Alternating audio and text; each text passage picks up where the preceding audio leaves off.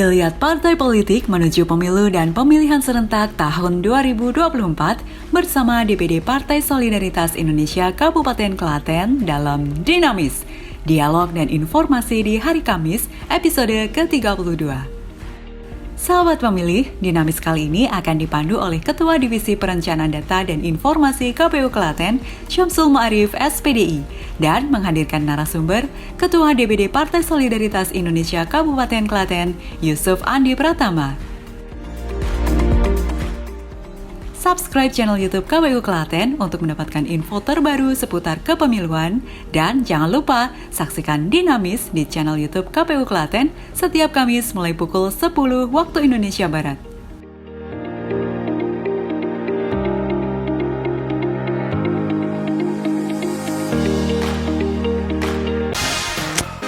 Kita ikuti Dinamis, Dialog dan Informasi di Hari Kamis bersama KPU Kabupaten Klaten.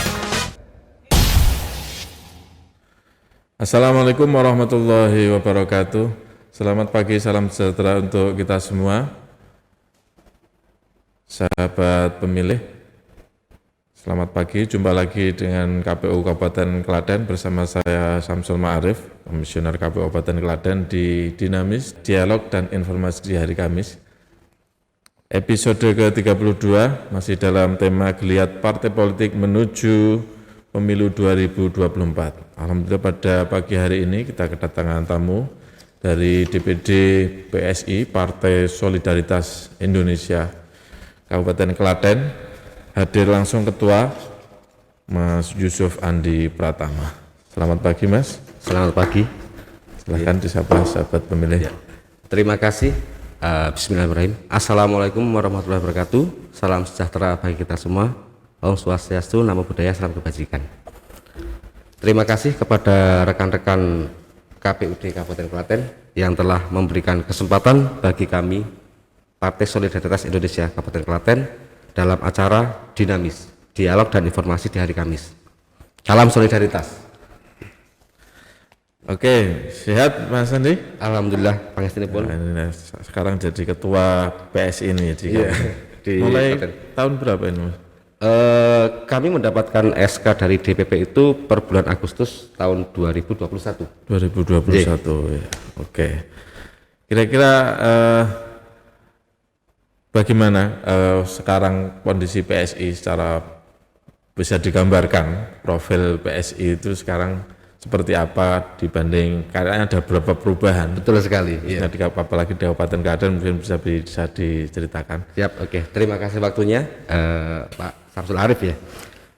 Sebelumnya saya sedikit ceritakan apa itu PSI, biar sahabat-sahabat pemilih bisa dapatkan informasi apa itu PSI gitu kan. Bagaimana masyarakat bisa tertarik kalau belum kenal apa itu PSI kan. Sedikit kami sampaikan bahwa PSI adalah partai politik di Indonesia yang didirikan pasca pemilu tahun 2014 gitu. Tepatnya tanggal 16 November tahun 2014. Partai ini resmi menjadi badan hukum setelah melalui verifikasi Kementerian Hukum dan HAM pada tanggal 7 Oktober tahun 2016. Sedikit cerita lagi bahwa PSI itu lahir sebagai bentuk kritik atas realitas politik tanah air. Politik egois, elitis, mengingkari janji, dan politik yang dipenuhi inkonsistensi antara kata dan perbuatan. Dan sebagai partai baru pada perhelatan pertama yaitu di tahun 2019, walaupun tidak banyak tapi kita cukup berbangga karena perolehan suara Partai Solidaritas Indonesia itu mencapai 2.350.361 suara. 2 juta ya, 2 juta lebih ya nasional, walaupun kita masih dianggap partai 0, itu kan bahasanya kan partai 1, gitu kan ya. Dari total suara itu ada PSI menempatkan kader-kadernya di 6 DPRD provinsi dan ada di 37 DPRD kabupaten kota. Begitu. Jadi PSI itu ya masih dianggap sebelah mata, tapi kita tidak berkecil hati. Kita tetap berusaha memperbaiki diri. Gitu. Meskipun belum mencapai target ya, kalau belum. Secara parliamentary threshold belum bisa menempatkan, belum bisa, betul. Tapi malah di beberapa daerah sudah menempatkan anggota DPR sudah di beberapa daerah itu sudah ya, provinsi dan kabupaten kota. Betul sekali, Pak Arief. Bagaimana untuk sebagai pilar demokrasi kan tentunya PSI sebagai partai politik ini tentu punya visi misi yang kemudian nanti bisa menjadi salah satu tonggak demokrasi di Indonesia ini demi kemajuan Indonesia tentunya. Iya. Oke. Kira-kira seperti apa visi misi yang dibangun secara singkat? Ya, kalau kita melihat visi misi mungkin semua partai atau organisasi itu kan pasti bagus-bagus semua. Ini kalaupun dibacakan ada banyak. Kenapa saya bawa catatan? Karena saya mau bicara data kan. Ketika bicara visi misi PSI itu diantaranya menggalang kekuatan nasional melalui sebuah kepemimpinan politik yang ideologis, terorganisir dan terstruktur, menggalang perjuangan politik dengan nilai solidaritas nasional, melanjutkan agenda reformasi dan demokrasi, membangun kembali semangat republikanisme, merajut kembali rasa kebangsaan yang terserak, menanam kembali benih-benih idealisme, mendirikan kembali benteng-benteng kebinekaan dan membangun kembali pondasi gotong royong, serta mendorong martabat Indonesia dalam pergaulan internasional sesuai prinsip politik bebas aktif dengan melihat kondisi geopolitik internasional yang sedang berkembang. Dan bagaimana PSI mewujudkan visi dan misinya itu salah satunya menggalang solidaritas nasional semesta yang terdiri dari seluruh komponen bangsa, memperkuat kedaulatan dan keutuhan negara kesatuan Republik Indonesia, mewujudkan negara kesejahteraan sesuai mandat konstitusi, mengembangkan kehidupan politik kebangsaan yang demokratis, partisipatif dan beradab, menciptakan tatanan perekonomian dengan prinsip demokrasi ekonomi, menegakkan keadilan sosial dan kedaulatan hukum, memenuhi hak asasi manusia dan hak warga negara Indonesia, mengembangkan kepribadian bangsa yang luhur dan kehidupan sosial budaya yang egaliter berdasarkan prinsip Bhinneka Tunggal Ika, memberikan makna baru pada demokrasi substansif yang sesuai dengan kepribadian bangsa Indonesia, memberikan pendidikan politik, kewarganegaraan dan kebangsaan kepada seluruh rakyat Indonesia. Itu visi-misi kita. Oh, Secara yang tertulis. secara tertulis. Betul, ya. Jadi proses penerapannya sebagai partai solidaritas Indonesia, sebagai partai baru ya kalau di kancah pemilu atau di kancah di Indonesia, ciri khasnya apa gitu kira-kira? Partai politik PSI ini yang membedakan dengan yang lain itu yang ditawarkan apa kira-kira? Gini, jadi PSI itu mungkin identik dengan partai anak muda. Partai anak muda. Iya, memang awalnya saya pribadi pun agak tanda kutip anti terkait politik ya. Agak anti. Cuma ketika melihat PSI ini beda.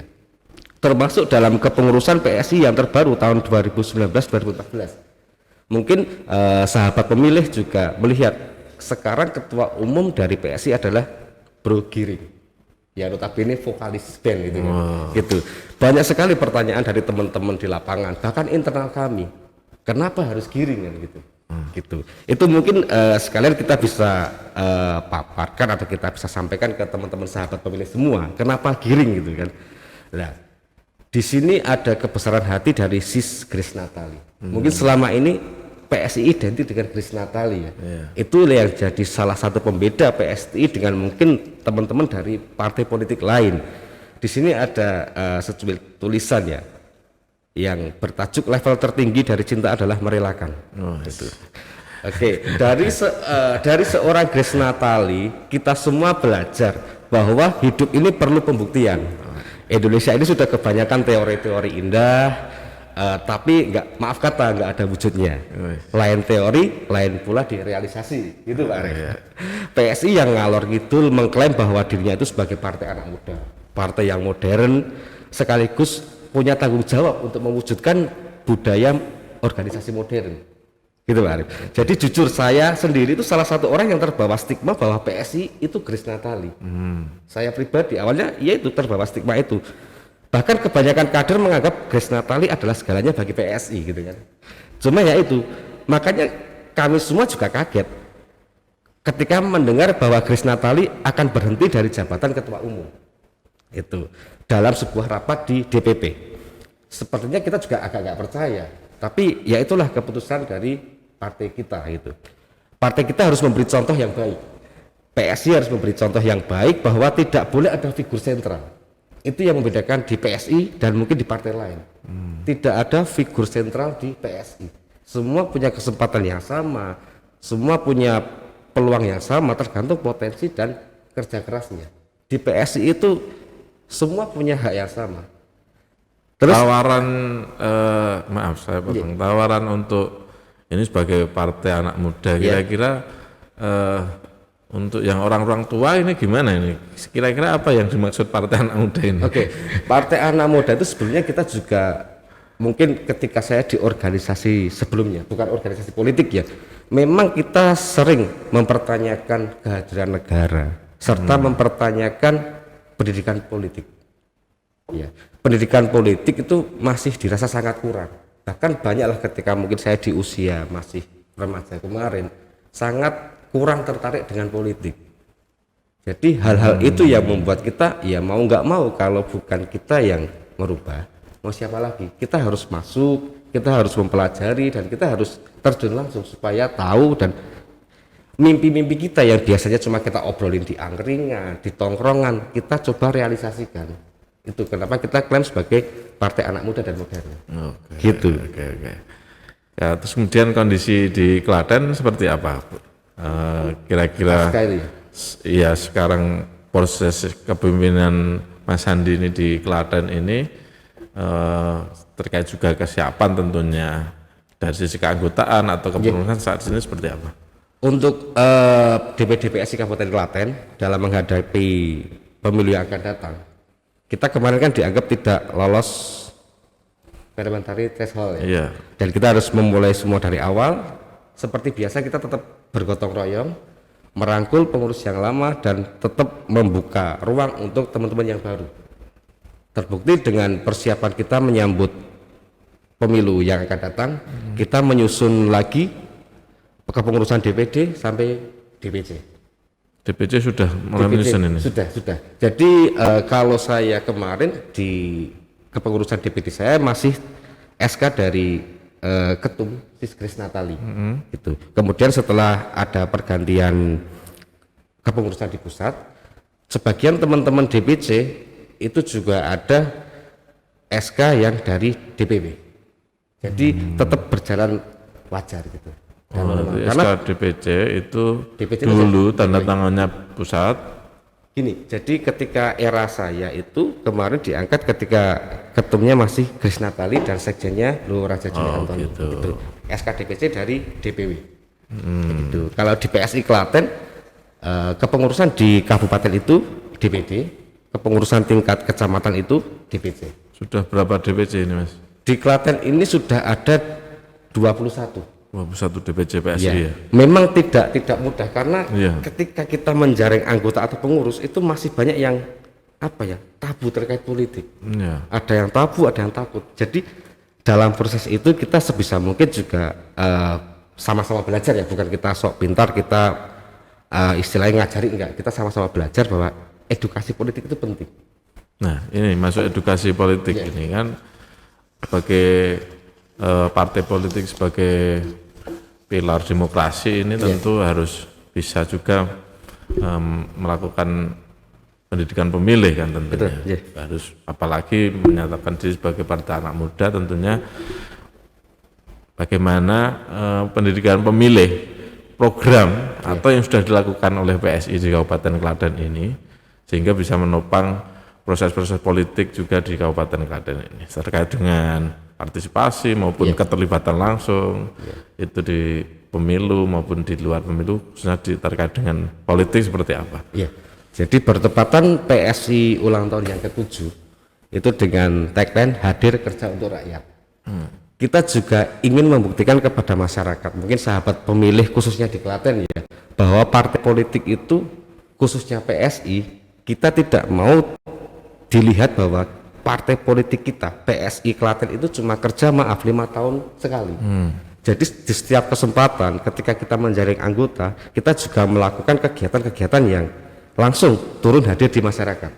Contohnya misal ada rice box. Mungkin kalau dinilai nominal kan nggak seberapa lah, mungkin cuma ya 10.000 atau apa per box ya. Tapi dalam kegiatan itu kita punya misi. Yang pertama, kita turut menggeliatkan ekonomi kerakyatan. Jadi rice box yang kita bagi itu kita pesan di UKM-UKM yang ada di masyarakat. Karena waktu itu kan era pandemi kan ekonomi sangat itu ya. Itu yang pertama. Yang kedua kita juga berbagi kepada masyarakat yang membutuhkan. Waktu itu kan eranya walaupun orang punya uang tapi kadang kan nggak ada yang jualan. Kita hadir di situ. Yang pertama. Kemudian ada kegiatan yang lain seperti pendampingan masyarakat terkait dokumen kependudukan, terkait fasilitasi, komunikasi, dan kebetulan kita juga masih aktif di dunia pers yang menjembatani. Harapan kita apa? Supaya masyarakat benar-benar merasakan keberadaan PSI itu ada dan kita kerjanya tidak hanya event pemilu aja gitu. Gitu. Beberapa segmen di pendidikan pemilih itu kan ada beberapa, misalnya perempuan, pemilih pemula, kira-kira sasaran-sasaran yang dicapai atau ingin dicapai PSI melalui beberapa segmen pemilih ini, atau yang akan dilakukan atau yang sudah dilakukan seperti apa, misalnya segmen anak muda kira-kira seperti apa? Betul. Kembali ke soal segmen anak muda itu semacam menjadi primadonanya, hampir semua membidik segmen itu kan. Ya tidak bisa kita pungkiri kita juga membidik segmen anak muda, bahkan perempuan, semua segmen kita masuki. Kita walaupun mungkin dianggap partai anak muda, kita juga tidak mengabaikan yang usia mungkin sepuh, yang tua gitu kan. Tetap kita semua kita masuki. Kita Klan Muni sebagai anak muda kita datang, Klan Nuwun memperkenalkan diri gitu, bahwa kita PSI program kita seperti ini gitu. Termasuk ke komunitas-komunitas. Ada yang komunitas keagamaan, komunitas anak-anak nongkrong atau apapun ya kita coba masuki. Jadi sekaligus mungkin kita juga punya misi terkait itu pendidikan politik supaya anak-anak muda itu paham lah sebenarnya politik itu tidak seburuk yang dipikirkan banyak orang. Iya, orang bisa nyalek itu meyakinkan kan, apalagi anak muda itu kan tanda kutip nyoblos, kadang-kadang itu perlu kita sosialiskan besar-besaran, apalagi untuk nyalek. Kira-kira seperti apa Mas targetnya, misalnya anak muda bisa berpartisipasi, anak muda itu bisa misalnya itu PSI melakukannya seperti apa? PSI juga menyampaikan kepada pemilih, mungkin kepada calon pemilih, bahwa kita itu memberikan kesempatan yang sama. Maksudnya gini Pak Arief, kita belajar dari PSI yang sudah ada, dari anggota DPRD Kota Solo Bro Antonius Yogo.